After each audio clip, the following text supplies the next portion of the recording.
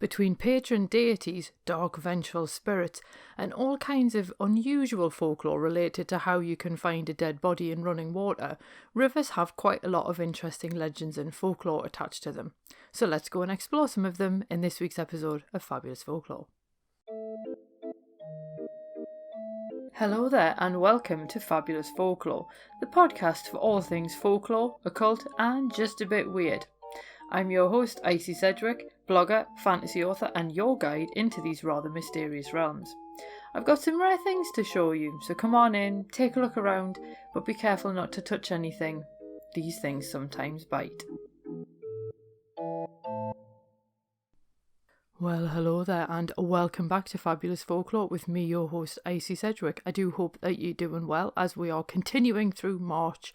And it's quite strange to think that this podcast has been going for 2 years now, because I kind of feel a little bit like 2020 was a bit of a blur. So it's almost like everything I can remember was 2019 instead. So that is a bit odd. Also, maybe I'm just being a little bit more philosophical because it's my birthday weekend this weekend. So many happy returns to me. So yeah, there will be cake, obviously, because it is me. And I do dare say that there will probably be some kind of folklore books in my future this weekend. But anyway, we are continuing this week with river folklore. So we are looking at loads of strange things to do with rivers, mostly to do with Europe, I'm not going to lie, because obviously it is on my doorstep, so it's much easier to research. And these are, of course, the stories of where I'm from. And I think when you're looking at rivers in mythology in general, you do kind of end up going back to ancient Greece, I think. And there are actually 5 rivers that flow through Hades, and that is Hades as the underworld, not the god, because that would be weird otherwise. And these are called the Styx, which will be the one that you've heard of, the Lethe, the Phlegethon, the Cocytus, I think that's how you pronounce that, and the Acheron. And generally speaking, yeah, it's the Styx that you'll have heard of. And that was the one that we looked at with Charon the ferryman a little while ago, although sometimes it's believed he actually ferries people across the Acheron. But the Lethe is an interesting one because the dead are supposed to drink from that to forget their human lives. So I think that one got name-checked in one of John Keats's poem, but I forget which one off the top of my head. But there is a lot more to river folklore than Greek mythology, so I thought it might be quite a good thing to have a look at some of the superstitions and the folklore and what have you as well. Although, let's be honest, it wouldn't be an episode of Fabulous Folklore without some kind of gods in some form. And in this kind of context, they sort of act a little bit more like the genius loci, which obviously is the spirit of place, and this is what's explored in the Rivers of London series of books, if you've ever read those, where the rivers are then actually personified as beings and people and characters and so on. And it's largely because rivers often become associated with patron deities. And in Bath, in England, the Celtic peoples worshipped Sulis at the thermal spring there. And then when the Romans arrived, they equated Sulis with one of their own goddesses to create Sulis Minerva. And Martin Hennig actually suggests that the Romano-British used the two names interchangeably. But we should point out that Minerva was never a water goddess, so some scholars think that she supplied the healing side of the thermal spring, while Sulis handled the actual spring and water side of things. If you ever get the chance to go to Bath, I do highly recommend going actually in the Roman baths, because it is really, really interesting. It's a while since I've been, but I would love to go back. What I do also love about the Roman baths is the fact that archaeologists found 130 lead curse tablets in the sacred spring, and they're actually addressed to Sulis, not Minerva, and they usually request punishment of a thief.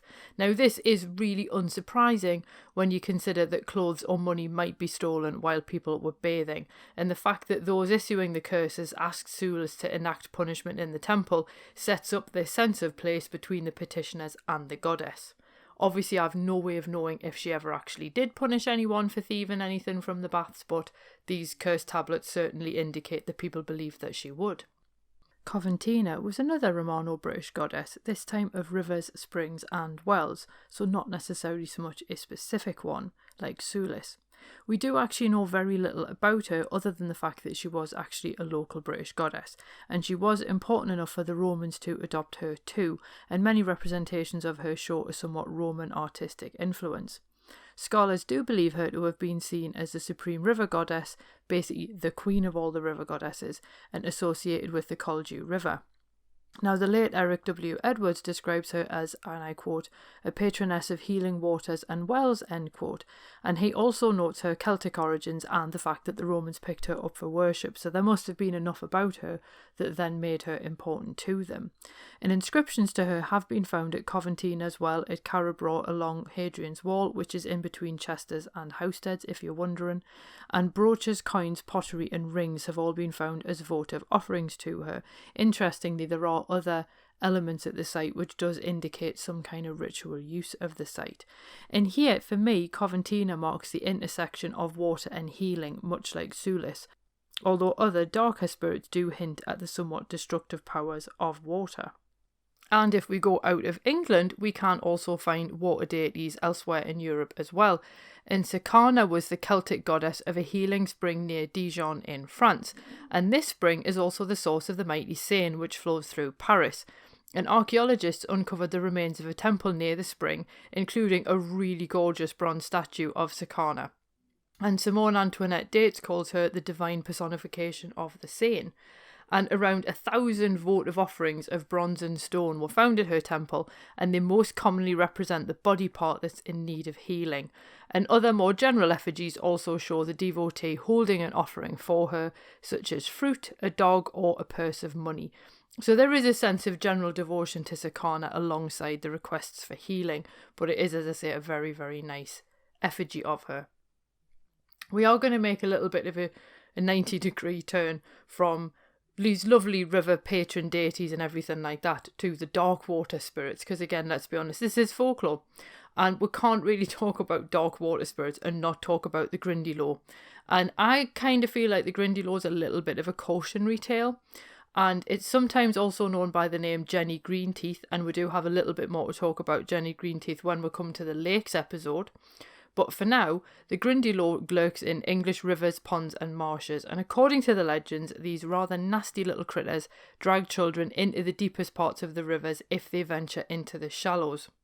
There is a very specific one called Peg Powler in the River Tees, which incidentally is also the name of a very good northern folk band. And this green-haired hag lures children into the river.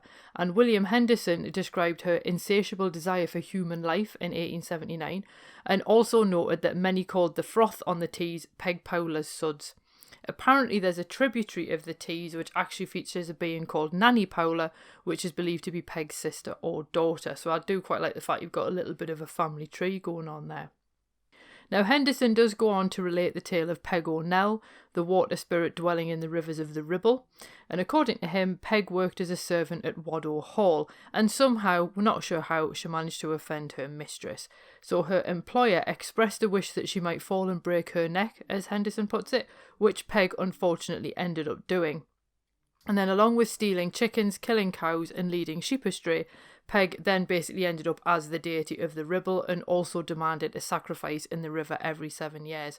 So if the locals didn't kill a dog, cat or bird in the stream on Peg's night, a human would drown there instead.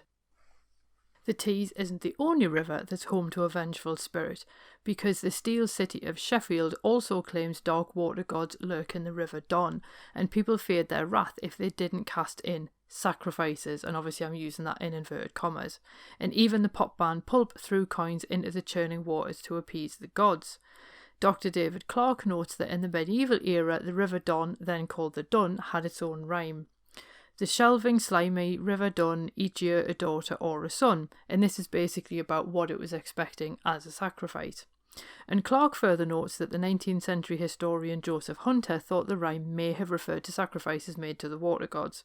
Clark explains that the ancients considered rivers to be female, and he notes the belief that the Don was named for Danu, a Celtic mother goddess. So we do have to wonder who exactly is the dark spirit that apparently lurks in the Don, and what exactly are they looking for. Now, this does seem to be a somewhat common theme in the rivers of Britain, because the Ewer in Yorkshire and the Dart in Devon also both demanded a life every year, and the Reader's Digest Guide to British Folklore suggests that this may have been a throwback to ancient tales of human sacrifices, although as with anything to do with tales of human sacrifice, you do sometimes have to look at who was it who was actually writing about it. Was it their way to discredit a group of people? I do obviously mean the Romans when I say this, but it's one of those things that we do have to bear in mind.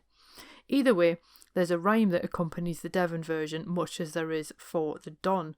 And the one in Devon says, "River Dart, river of Dart, every year thou claimst a heart." There are variations on that, but it's more or less the same, about the idea that every year the river claims a life. Now, Tim Sandals at Legendary Dartmoor makes a point that the River Dart can end up swollen, and if it coincides with a northwesterly wind, the river seems to cry, and people think that the river spirit cries whenever it claims its annual life. Now, given the fact that the river is at its most dangerous when it's in full force, and therefore in these conditions, you can see why people might attribute that to a vengeful spirit.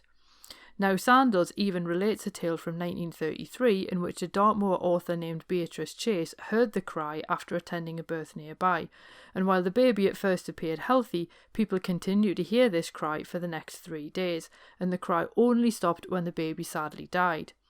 Sandals notes that the weather was apparently fine at the time, which rules out atmospheric causes for the cry, so you do have to wonder, was it just a coincidence, or was there something else going on? Sandals does also note that 3 weeks earlier, a man taking photos by the river narrowly avoided being swept away, and Sandals does ponder if the river compensated for this loss with that of the baby. There are obviously other beings as well in rivers that aren't dark river gods that need some kind of payment, because Scotland also has the Shellycoat, which is a creature that, by you might imagine by the name, wears a coat of shells. And they haunt rivers and streams, and most people think that they're mischievous rather than malicious, so they might throw their voice as the cry of a drowning person and kind of get people to go looking for them. Obviously, we've also talked before about both Kelpies and the Ben Near, who are both supernatural creatures that you might also encounter along Scottish waterways.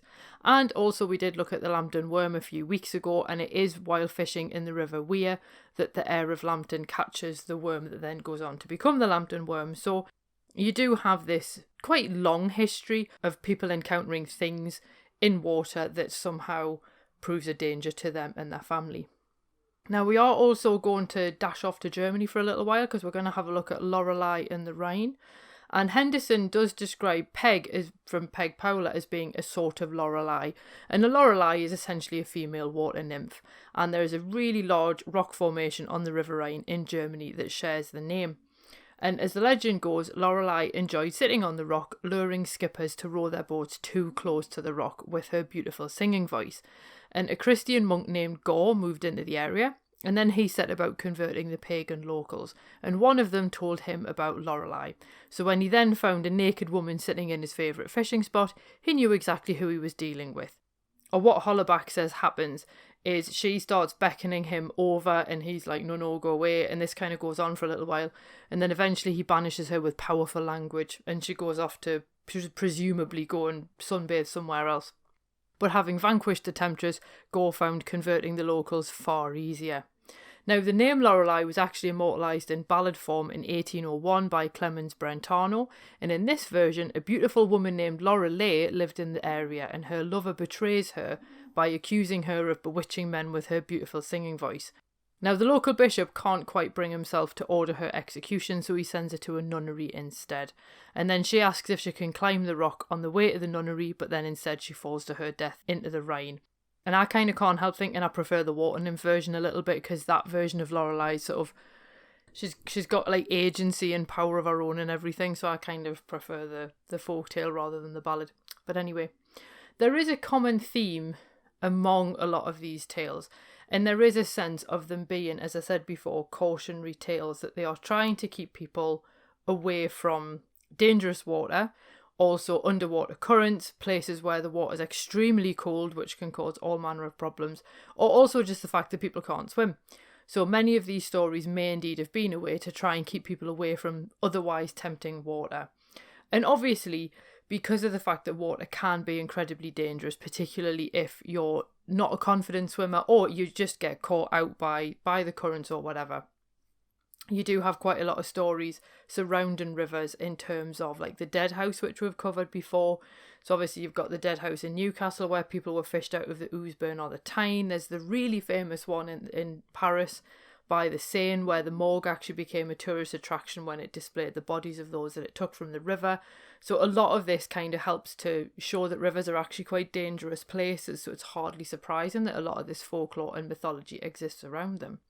And Henderson actually relates a superstition from County Durham that drowned bodies floated on the 9th day after their death. And another legend claimed that if a body had been discarded in a river, what you would do is you would get a loaf of bread, you would hollow it out and you'd put quicksilver in it, otherwise known as mercury, and you would float it on the water. And in theory, it should then head for the body and just float above it to let you know where it was. If that didn't work, you could send a drummer out onto the river in a rowboat, and the drum would apparently fall silent once it was above the body. So you had these two methods for trying to find people who'd somehow been lost in the river. Incidentally, it was also thought unlucky to part company with someone near a stream, though, as there's always a little bit of a contradiction in folklore, at the same time, if you're trying to get away from supernatural creatures, cross running water because it's a good way to leave them behind, because they usually can't cross it as well. So rivers are these really interesting places where on one hand they enable industry and trade, and then in other places, they're really good for connecting the country with other things. And obviously they do act like highways across the land. But you do have to remember that often they've got fast currents, they've often got murky depths. And while they might look inviting on a warm day, it can be quite easy to get into trouble. What's a better way of keeping people out of that trouble though? Saying, "Ooh, you don't want to go swimming there, it's got an undertow," or saying that there's a long-limbed hag with a taste for human flesh that might get you if you go in the water. You can see why people would follow one and not the other. Or is there more to the stories than that? So next time you walk alongside a river, try peering into the water as it flows by, and who knows what you might see. If that's one of the rivers near me, it'll probably be a traffic cone and a shopping trolley, but never mind. That is the end of this week's episode. Next week we are going to move on to lakes, which kind of makes sense. I was going to do waterfalls, but we're going to do lakes because I've already mentioned Jenny Greenteeth this week, and she also makes a couple more appearances next week when we look at lakes. So we'll go from flowing water to stationary water, because why not? Anyway, I hope that you have a rather lovely day. I should point out before I forget, I have added another tier on Patreon. So if you sign up for the £5 a month tier, you will get the PDF of all that month's blog posts. If you like to keep things as a visual written archive, you can. There's the bonus episode, which I do every month. And then every other month you will also get access to like an illustrated talk that I will do over Zoom, and you can ask questions and come along live, and it'll all be very jolly. So I've added that in there as well if you would like to support the podcast in some way and help it keep going, because obviously that then pays for all the technological stuff, but also my time in actually doing all this research and putting the show together. But without any further ado, I hope that you have a marvellous day, and I will see you next week when we have a look at lake folklore. Cheerio. Well, thank you for listening, and thanks for visiting Fabulous Folklore. I hope you enjoyed your stay. If you did, why not consider subscribing in your podcast app of choice? If you enjoy the show, why not leave me a review and help other listeners to find it as well? And if you'd like bonus exclusive episodes of the podcast, then why not support me on Patreon? It does help me to keep the show going, and it means that you get a little bit extra every month as well. And you can find all of the necessary links in the show notes below. So without any further ado, I will bid you adieu, and I hope that you have safe travels wherever you're going on to next.